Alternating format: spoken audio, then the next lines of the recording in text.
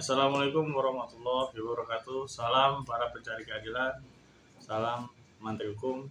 Hari ini saya mau coba untuk mendatangi salah satu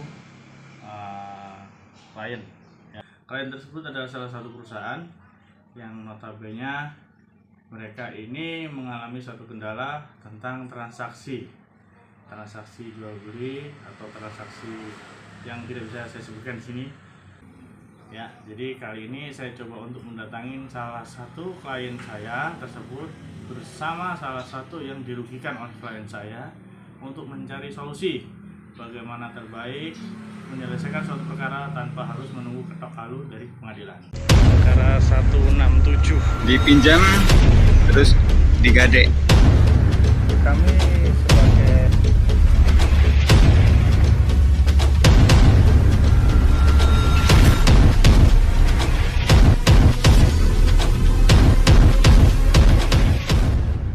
simpulkan soal penyelesaian perkara yang kita tempuh hari ini, perjalanan panjang ya. Jadi sekilas saja saya bercerita kembali dan saya coba simpulkan. Jadi kebetulan saya mendapatkan klien yang kemarin datang ke kantor law firm Imran Baktiar Hidayat. Dia berkonsultasi, dia bercerita banyak tentang bagaimana kejadian yang dia alami. Jadi klien saya ini telah melakukan suatu pembelian sesuatu barang, ya kan, kepada pihak C. Dari mana dia bisa menyimpulkan pembelian suatu barang itu kepada pihak C? Karena dia ini adalah penjual dari pihak A. Jadi gini ya, pihak A ini ada kesepakatan untuk membeli kepada klien saya senilai 850 juta. Oke ya, terjadi kesepakatan. Nah, karena klien saya ini istilahnya kita bilang aja broker atau penyambung atau perantara. Klien saya ini mendapatkan suatu keuntungan sedikit aja yang kita nggak bisa sebutkan namanya untuk membeli pesanan A itu melalui C. Jadi A dengan C tidak ada hubungan hukum, tapi dengan klien saya A ada hubungan hukum, klien saya dengan C ada hubungan hukum. Terjadilah kesepakatan antara klien saya dengan C. Selang berjalannya waktu, ternyata dari pihak C itu tidak bisa memenuhi kebutuhan klien saya. Jadi mau bagaimana klien saya untuk memenuhi kebutuhan perusahaan A ini? Nah, klien saya merasa bersalah, tapi tidak niat menipu ya. Merasa bersalah dengan total pembelian 850 juta, dia coba bermediasi untuk langkah pertamanya. Ternyata mediasi tersebut gagal, ya kan? Klien saya dituntut oleh pihak A untuk mengembalikan dana tersebut 850 juta. Bagaimana caranya klien saya mencari uang dan lain-lain. Tapi ternyata sudah beberapa kali dia melakukan upaya untuk pengembalian. Alhasil sudah 650 juta sudah dibayarkan. Jadi kurang sekitar 200 juta. Klien saya didatengin lagi. Dia beritahu informasi, bahasanya ditekan atau bagaimana, disuruh bertanggung jawab atau bagaimana, sampai beliau membuat suatu pernyataan tertulis yang menyatakan beliau nanti akan bersedia membayar di tanggal sekian dan menjaminkan suatu barang berharga dia diserahkan kepada pihak A. Tapi berhubung ada keperluan tentang penggunaan barang, kita sebut aja contoh ya, mobil.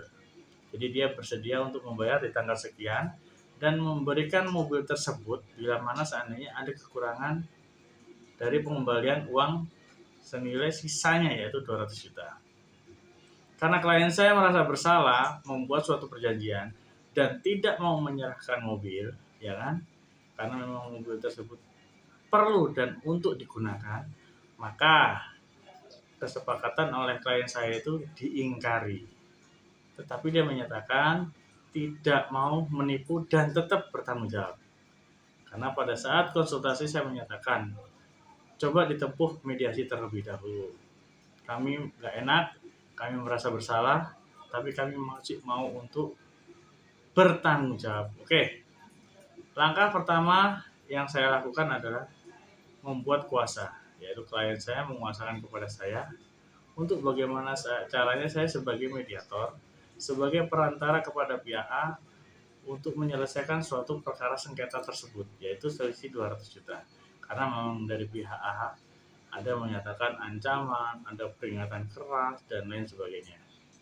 Oleh sebab itu, kami upayakan bagaimana caranya untuk bisa bertemu dengan A mewakili klien saya.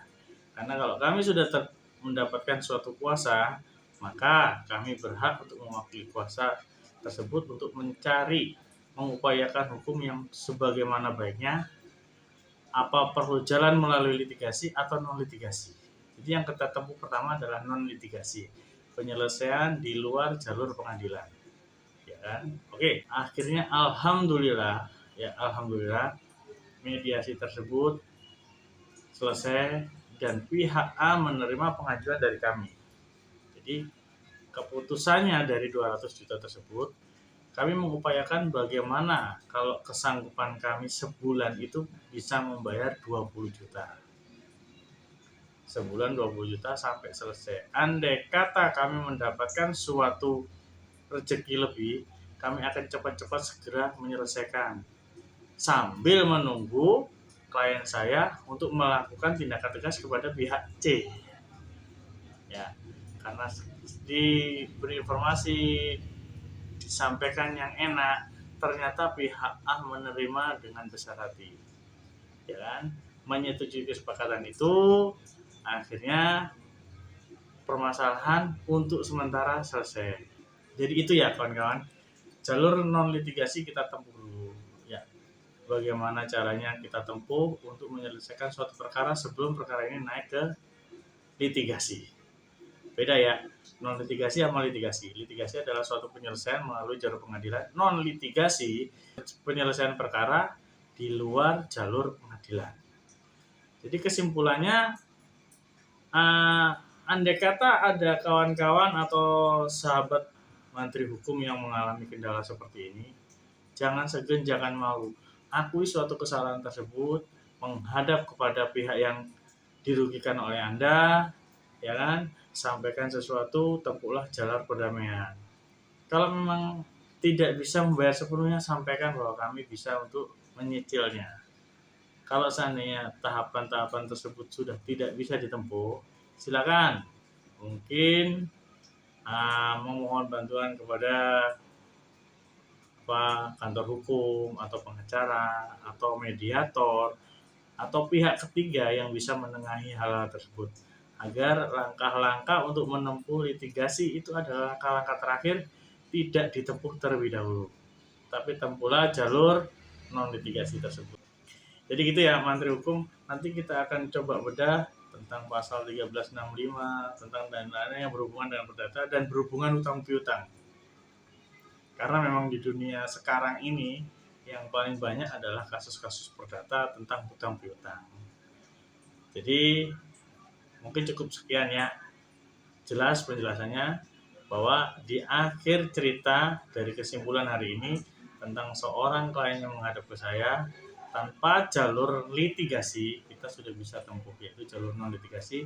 Terjadi kesepakatan antara kedua pihak, menyetujui, tenang. Itu ibaratkan yang terjadi di anda-anda yang ada di masyarakat. Jangan kabur, hadapi setiap permasalahan, tetap pasti ada jalan keluarnya. Cukup sekian dari saya melaporkan hasil hari ini. Semoga yang mendapatkan manfaat hari ini adalah kawan-kawan yang mendengarkan. Jadi dalam arti ilmu sedikit kita bagi, Semoga kawan-kawan bisa mengamalkan dan mencoba jalan-jalan yang benar. Atau ada suatu pertanyaan, monggo silahkan ditanyakan kepada kami. Cukup sekian dari saya.